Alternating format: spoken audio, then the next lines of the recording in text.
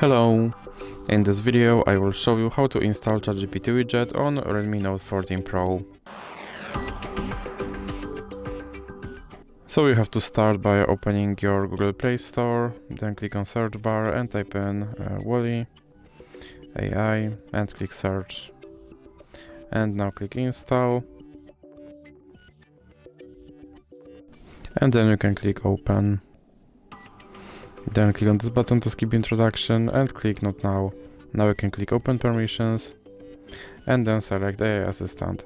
Then click here to allow this app to display over other apps, and then you can go back and go back again. Now click start, and as you can see right here there's my ChatGPT widget, and I can open him and tell him to do something.